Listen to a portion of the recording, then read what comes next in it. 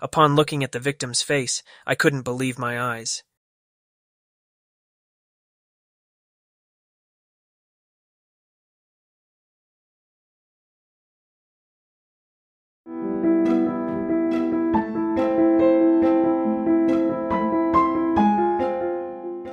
I was a murder suspect before.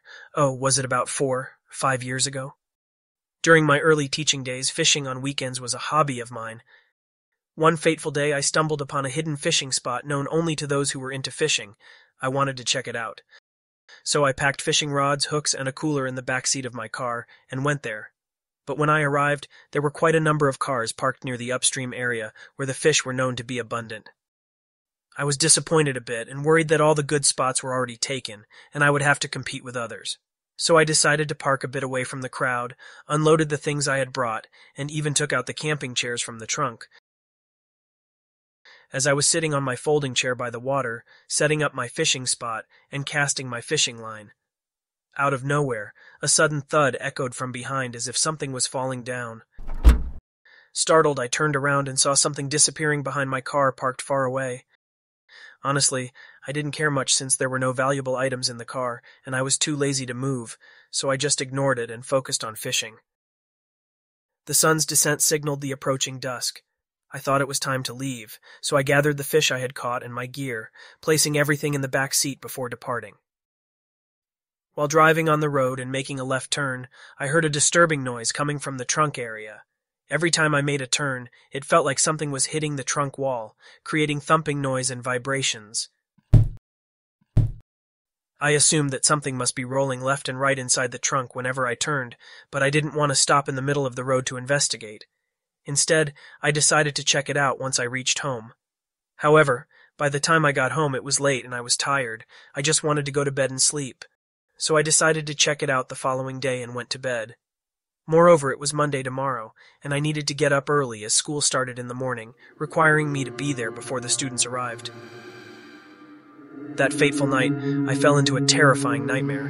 In the dream, I found myself driving my car on a dark, unfamiliar road. From the depths of the darkness, an unsettling sound emanated from behind me. To my astonishment, a woman soaked in blood occupied the passenger seat behind me. She was scratching the backside of my seat with her long, blood-stained nails. Bothered by the noise, I turned around, and at that moment, she muttered incomprehensible words. I woke up suddenly in that moment. Unlike any other dreams, I could clearly remember her face. Her gaze gave me intense chills, as if she could tear anyone apart with those sharp, long nails. Ever since that night, the woman appears in my dreams every night, tormenting me. As the days go by, I'm getting used to the noise coming from the trunk, and sometimes I even forget about it completely. About a week later, I decided to go camping with my girlfriend on the weekend. We were driving in the car together. Oh, it's so nice to go out and have fun, right? I started the conversation, but my girlfriend's response wasn't what I expected. That noise has been bothering me. What is it? My girlfriend asked. I immediately knew what she was talking about. Well, I don't know. The noise has been happening for about a week, but I haven't checked it yet. Honestly, the noise has been happening every time I commuted for the past week, but I've been ignoring it because I was tired after work all the time. Today, I decided that I really need to check it out, so when we arrived at the camping site, I opened the trunk. Oh my, what's with all this stuff? Camping gear, fishing gear, garbage, and all sorts of random stuff were rolling around.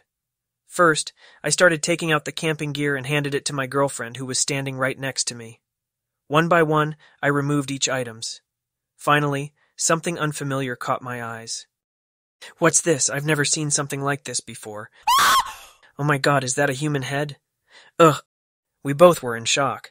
My girlfriend yelled, How could you not smell a human head decaying for a week? Strangely, there wasn't such a smell.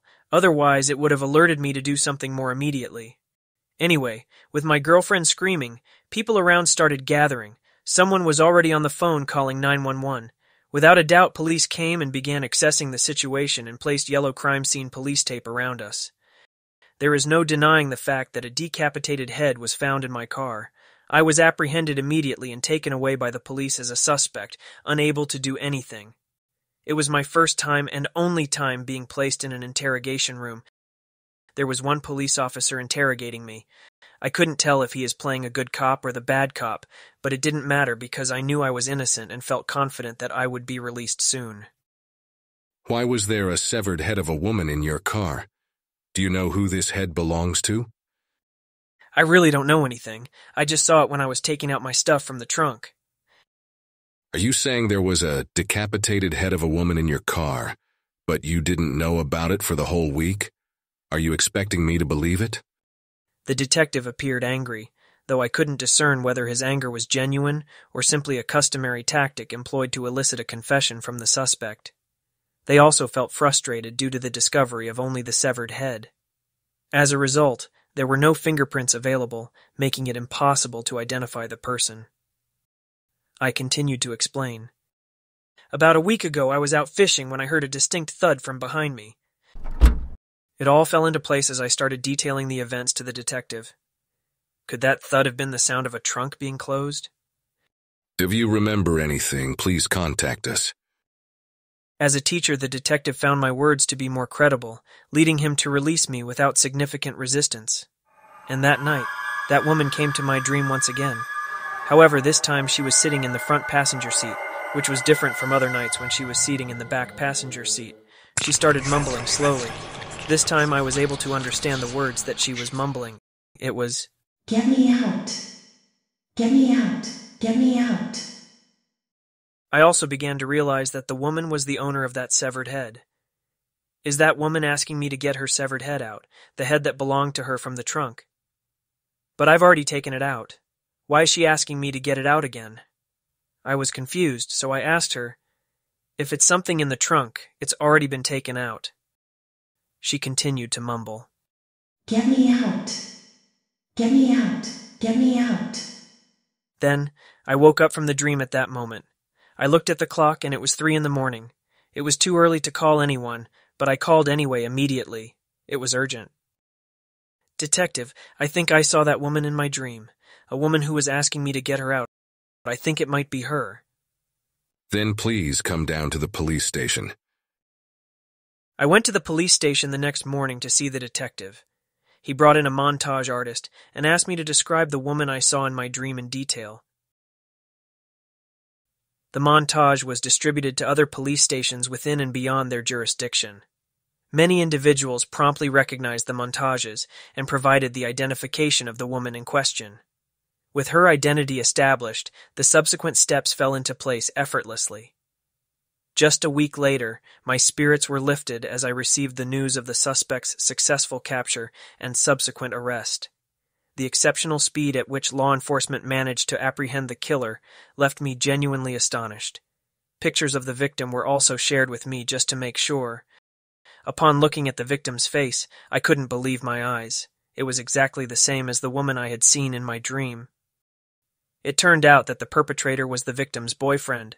They had a fight at a motel, and in a fit of anger, he killed her. He then dismembered her body, throwing her torso into the reservoir where I was fishing, and keeping her head separately. As the head started decomposing, he realized he needed to do something about it. He brought it out, intending to dispose of it. That's when he happened to notice that my car trunk was slightly open. The thing that had disappeared near my car that day was the back of the perpetrator, holding the head. And the woman, perhaps she was asking me to retrieve her remaining body from the water.